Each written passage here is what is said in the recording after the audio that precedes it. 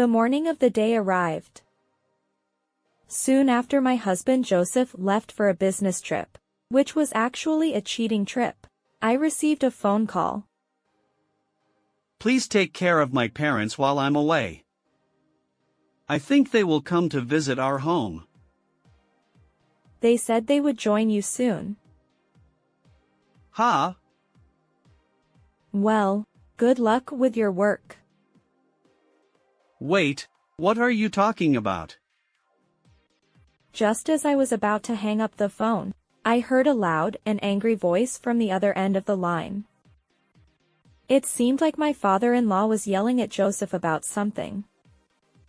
My mother-in-law was also there, crying and scolding Joseph. What are you doing? Who is that woman? Ha! Why are you guys here? You have Alicia and Rebecca with you, and yet you're doing this? I don't understand. I'm on a business trip. Where do you see someone on a business trip holding hands with a woman? You idiot!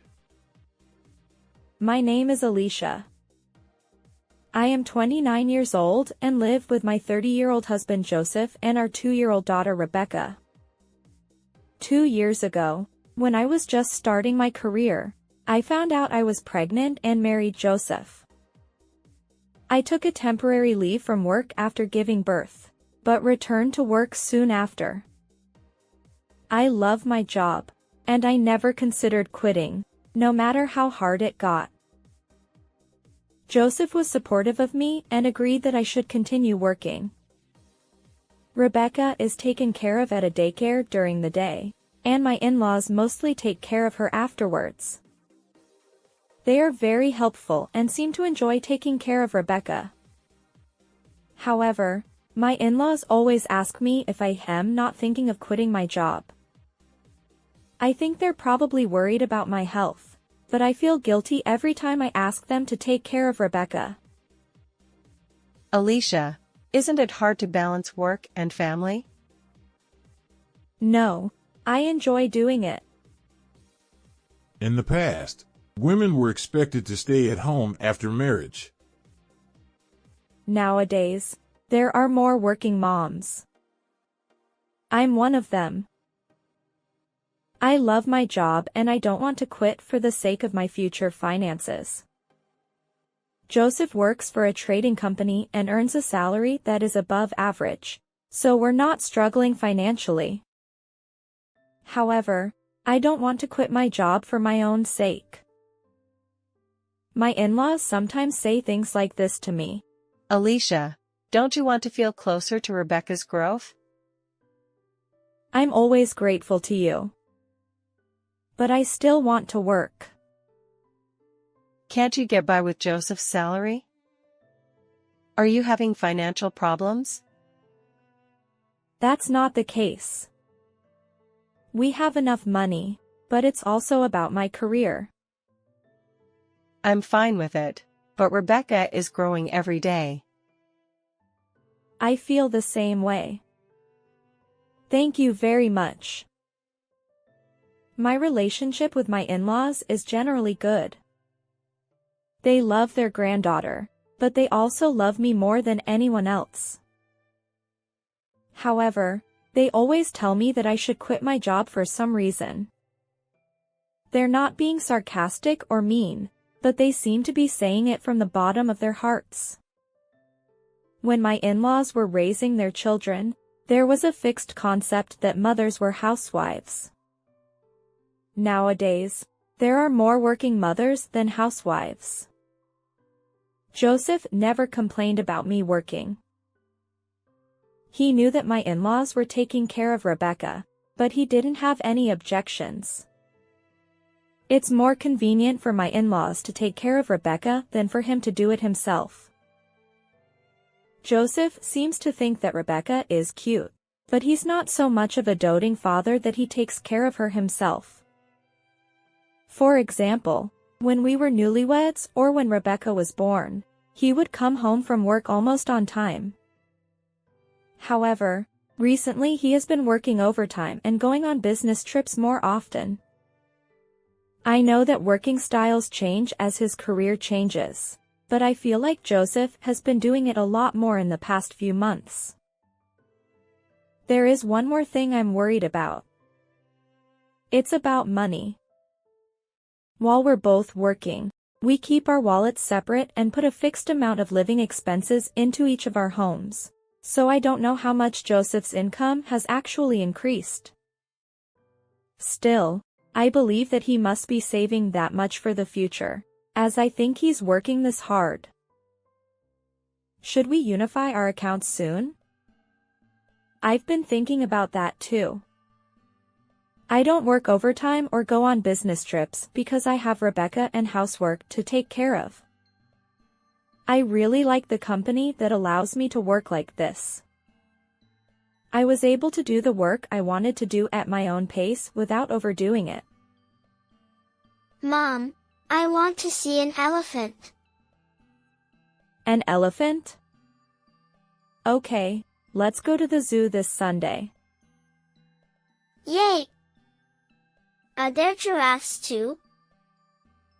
Yes, there are. There are also monkeys and lions. I'm looking forward to it. Mom, promise me. Will Dad come too? I'll ask him. He might be working, so don't be selfish. Okay. But I can go with Mom, right? You can go with me. I promise. Rebecca didn't dislike me because I was working. I tried to play with Rebecca as much as possible and be a good mom in my own way. It was a winter day. Rebecca's third birthday was approaching. Rebecca understood her birthday and presents well, and she asked me for a birthday present. Mom, I want a dollhouse for my birthday. A dollhouse? Isn't it a little early for you, Rebecca? No, it's not. Nancy and Stella have one. Really? Then I'll think about which one to get. Yay! I love you, Mom. I sometimes think that I'm a little too indulgent with Rebecca because I'm always working, but I think it's also a form of communication. I don't want Rebecca to feel lonely. I made my own judgments and sometimes bought things that Rebecca wanted while consulting with Joseph. On the day of her birthday, I went to the cake shop to pick up a cake with a character that I had reserved a few days ago, and prepared a slightly luxurious dollhouse that I had bought as a surprise. Then, before leaving in the morning, I reminded Joseph that today was Rebecca's birthday, so he should come home as soon as possible. Joseph seemed to be in a hurry and gave me a vague answer before rushing off to work. I was worried, but I never thought he would go to a drinking party on his daughter's birthday. I got ready and left Rebecca at my in-laws' house before going to work. I finished work on time that day and went to pick up Rebecca from my in-laws' house. After returning home holding hands with Rebecca, I prepared her favorite dinner that I had prepared the day before while she watched TV, and hid the character cake in the refrigerator. All that was left was to look forward to Rebecca's smile when she received her present. Rebecca and I were ready and waiting for Joseph's return. However, Joseph did not come home no matter how long we waited. I told him I wanted him to come home early today, but since tomorrow was a weekday, I fed Rebecca dinner and put her to bed first. It was Rebecca's birthday, but it was inconvenient for her to wait for her dad and fall asleep. I was waiting for Joseph, but the date was about to change. I kept sending messages to his smartphone, but he didn't reply. Just as I was about to eat and go to bed, The front door opened with a clatter. I'm home. Welcome back. You're late. Did something happen? I had to work overtime. Where's Rebecca? She's already asleep. I told you to come home early today. It can't be helped. It's work. I wanted to come home early too. I'm about to eat. What about you? Sorry, I already ate. I don't need anything. Joseph took off his coat and handed it to me. I couldn't suppress my irritation, but I managed to swallow it and ate the dinner I had made myself. I had been patient even when feeding Rebecca, but if he was going to come home this late, he could have at least contacted me. I was not satisfied with many things, but I didn't want to fight at this hour, so I gave in. In contrast, Joseph didn't seem to feel guilty at all.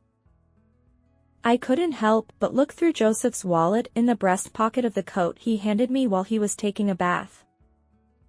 And I found it. There was a receipt for a high-end French restaurant meal with today's date in Joseph's wallet. I was shocked, as if I had been hit in the head with a blunt object. While holding my head in confusion, I suddenly remembered that I had received a credit card statement addressed to Joseph. When I checked it, I didn't know what he had bought, but the names of high-end metal shops and brand stores were listed. He's cheating. I immediately realized it with a woman's intuition, but I didn't know what to do next. Even if I confront him directly, he will probably cover it up and it will be over. I'm powerless on my own. I watched Joseph get out of the bath and enter the bedroom, and then I thought about it alone in the living room. I came to the conclusion that it was important to firmly recognize this speculation as a fact. I decided to break into the savings I had been saving for the future and hire a private investigator. I thought it was best to leave it to the professionals. The results came out in a week, and it turned out that Joseph was cheating with a female colleague at work. I also found out that he had bought bags and precious metals for her. I was so frustrated, sad, and empty when I found out that he had gone to a fancy dinner with another woman on our daughter's birthday. But I have to be strong for Rebecca. I decided to fight back against Joseph. As a first step, I reported it to my in-laws. Of course, they didn't believe me right away, but they seemed to understand that he had been coming home late recently, going on business trips frequently, and had receipts for credit cards and high-end French restaurants. My in-laws apologized to me because they take care of Rebecca, and I work hard on housework, childcare, and work, and they can't forgive their son. But I don't want an apology from my in-laws. The moment I found out about the affair, I was already thinking about divorce. This won't change no matter how much he apologizes, but that doesn't mean I have the option of not receiving an apology. He must apologize to me directly. I acted as if nothing had happened to Joseph, waited patiently, and waited for the opportunity to strike back. And the opportunity one had been waiting for finally came. Joseph said he was going on a business trip during the consecutive holidays. I understand that I'm working too, but there's no way a trading company would go on a business trip during the consecutive holidays when the world is off. Joseph must be excited. He didn't even seem to realize that I knew about it. I asked Joseph just in case. Can't you go out with Rebecca during the consecutive holidays? It can't be helped. I'm on a business trip. Why are you on a business trip at a time like this? I want to know too. If you're suspicious, contact the company and ask. Joseph probably knew that I wouldn't do such a thing. Joseph is always saying that it can't be helped because it's work. This is probably another cheating trip. I bit my lip and switched my feelings to the opportunity to strike back this time. I secretly asked Joseph for the exact date of his business trip and reported it to my in-laws. Here's the plan. My in-laws will wait for Joseph at the station where he said he was going on a business trip. They will pretend to run into Joseph and his mistress and scold them. And the morning of the day arrived. As soon as Joseph left on a business trip, I received a call. Please take care of my parents while I'm away. I think they'll come to visit our home soon. I heard that you and your parents will meet soon. What are you talking about? Well, good luck with your work. Wait, what are you talking about? At that moment, I tried to hang up the phone, but I heard a terrible scream from the other end of the phone. It seems that my father-in-law is shouting something at Joseph. My mother-in-law also seemed to be scolding Joseph while crying. What are you doing? Who is that woman? What? Why are you here, Dad and Mom? You're doing this while you have Alicia and Rebecca. I don't understand. I'm on a business trip. Where's the guy who holds hands with a woman on a business trip? You idiot! The plan worked well, and Joseph was caught in the act of cheating by my in-laws. The phone was disconnected, so I heard the story from my in-laws. But Joseph and the woman who came out of the station in a lovey-dovey atmosphere were holding hands and seemed to be in a dating mood. Joseph and his mistress were surprised when my in-laws interrupted them. The woman said she was going to the restroom and never came back. Joseph was scolded by my in-laws, and his lies were exposed. He was taken back home.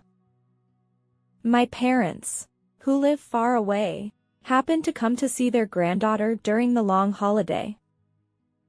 I asked my parents to take care of Rebecca, and the four of us, my in-laws, Joseph, and I, talked about the affair.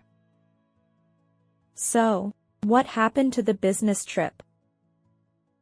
Well, I, happened to run into my parents at the destination. Ha ha ha. Don't lie. Is that work? Apologize to Alicia. You're such an embarrassing son. Joseph apologized to me. Alicia, I'm really sorry. I'll put my family first from now on. That means it wasn't the case before. Please forgive me. I was a little crazy. You went too far for being a little crazy. I won't forgive you. Please give me another chance. Who are you to say that? Sorry, but I can't believe you. Joseph asked me for forgiveness, but I didn't change my mind about divorcing him and taking Rebecca with me. My in-laws also felt sad to lose their granddaughter, but they couldn't forgive their son for what he did, so they defended me. I work too, and Rebecca is still young, so I can move without worrying about changing schools. I consulted with my workplace and was transferred to an office that I can commute to from my parents' house, where I plan to stay for a while. Of course, I demanded compensation from Joseph and his mistress. Since Rebecca is involved, I can also claim child support. I'm not in financial trouble, but I want to give Joseph the punishment he deserves. And according to the settlement, I was able to get tens of thousands of dollars in compensation from Joseph and his mistress. Child support will be paid until Rebecca reaches adulthood. Joseph was disowned by his parents. They told me that they would not provide any financial assistance to Joseph. If Joseph is unable to pay child support, they said they would be guarantors. Joseph, who had become penniless, works part-time after work and on weekends because he cannot afford to pay the compensation he borrowed from his parents and child support for me.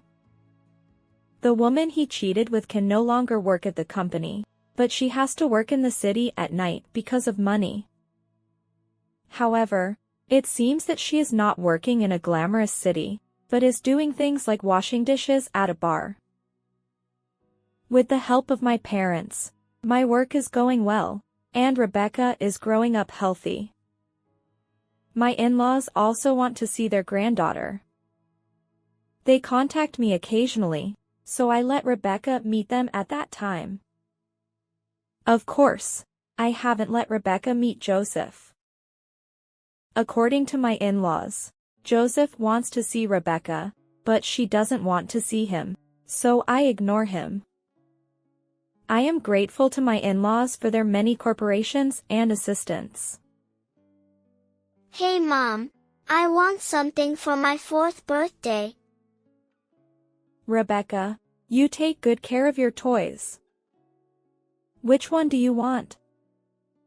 Let's go see it next time. Yay! I love you, Mom. Thank you. Mom loves you too. I'm about to take the promotion exam to become a section chief. Since it's a children's clothing company, there is a warm atmosphere for child rearing, and the system is in place to allow me to raise my child even if I get promoted. I'm excited and motivated to become the earliest section chief among my peers.